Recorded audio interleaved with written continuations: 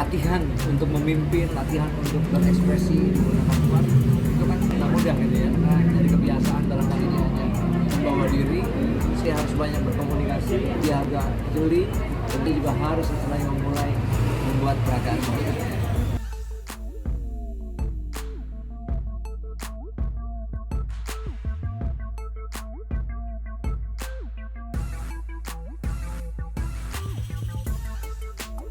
Bahwa penggunaan VAR di U17 itu sama dengan sistem yang kita akan pakai untuk Liga. Jadi sama sistemnya. Jadi memang fase pertama training sudah dilakukan. Nah, fase kedua saat bersamaan dengan Piala Dunia kita juga akan ikut serta karena ini training terbagus.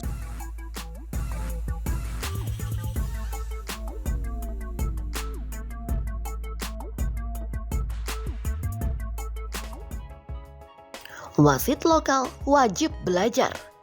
VAR Piala Dunia U17 jadi pembuktian kualitas. Baru training yang pertama ya, artinya masih ada sekitar 10 lagi. Nah, tapi yang lebih penting sebenarnya setelah 4 training itu ada implementasi. PSSI memastikan bahwa persiapan penggunaan teknologi Video Assistant Referee atau VAR di Piala Dunia U17 2023 berjalan lancar. Hal tersebut diungkapkan oleh anggota Komite Eksekutif EXO PSSI Arya Sinulinga. Piala Dunia U17 2023 sendiri mulai bergulir pada 10 November hingga 2 Desember 2023. Pada pelaksanaannya, terdapat 4 venue yang digunakan di Piala Dunia U17 2023, yakni Jakarta International Stadium atau JIS, Stadion Manahan Solo, Stadion Gelora Bung Tomo GBT Surabaya Jawa Timur, dan Stadion Sijalak Harupat Serang, Kabupaten Bandung, Jawa Barat. Dari keterangan FIFA, total ada 18 wasit dan 36 asisten wasit yang akan bertugas pada ajang 2 tahunan ini. Sementara, FIFA juga menugaskan 18 orang wasit yang akan bertugas di ruang VAR. Tercatat 3 nama wasit Indonesia, yaitu Aprisman Aranda, Torik Alkatiri, dan Yudi Nur Cahya masuk dalam jajaran wasit pembantu di Piala Dunia U17 2023. Arya Sinulinga berharap 3 wasit Indonesia yang dilibatkan ini bisa menyerap ilmu. VAR di Piala Dunia U17 2023 termasuk dalam rangkaian persiapan untuk juga digunakan di Liga 1 2023-2024. Berdasarkan rencana, VAR mulai diterapkan pada putaran kedua Liga 1 2023-2024.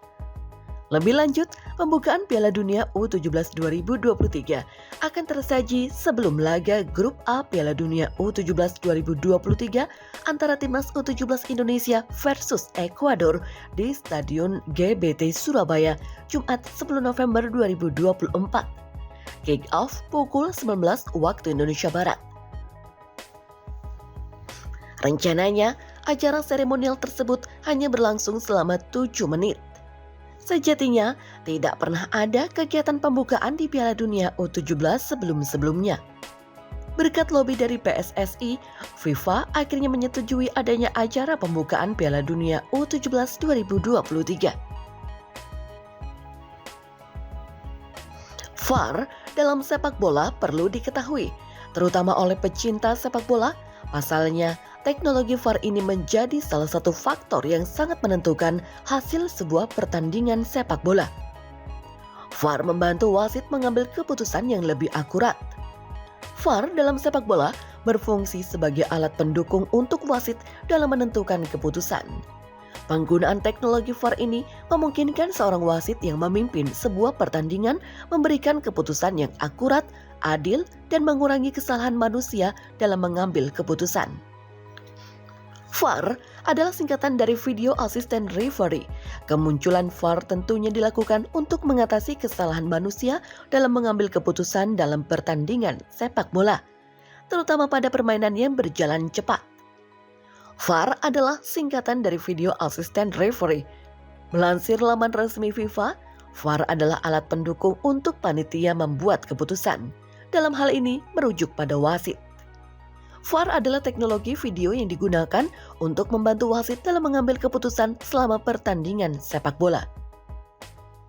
VAR adalah teknologi yang menggunakan kamera dan teknologi video untuk merekam dan memantau peristiwa-peristiwa yang terjadi di dalam lapangan. Jika wasit memiliki keraguan ketika mengambil keputusan, ia dapat meminta bantuan dari tim VAR yang terdiri dari wasit-wasit yang memantau permainan melalui layar video. VAR adalah teknologi yang melibatkan 4 orang asisten wasit yang ditempatkan di ruang kendali, meninjau kembali situasi yang dianggap kontroversial dan memberikan saran kepada wasit utama di lapangan tentang keputusan yang harus diambil. Pada akhirnya, keputusan akhir tetap ada di tangan wasit utama. VAR hanya dapat digunakan setelah wasit utama membuat keputusan awal. Artinya, wasit tidak dapat tunduk pada VAR jika tidak membuat keputusan. Namun, VAR dapat digunakan untuk memeriksa apakah keputusan wasit untuk mengizinkan permainan dilanjutkan adalah benar.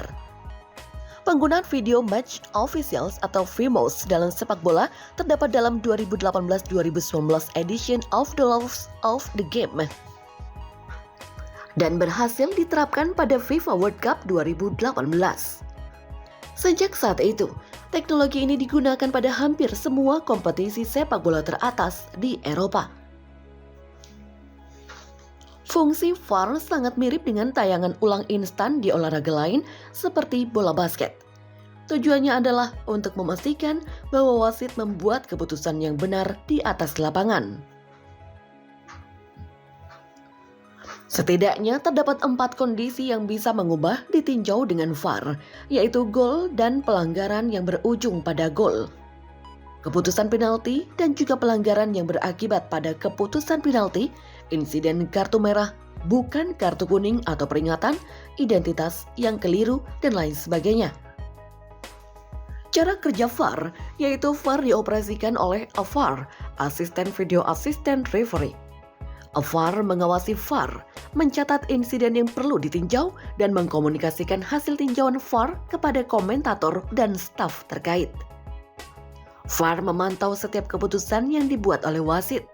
Jika VAR yakin ada sesuatu yang terlewatkan atau ada keputusan yang salah dibuat, dia akan mengkomunikasikannya kepada wasit kepala melalui alat komunikasi mereka.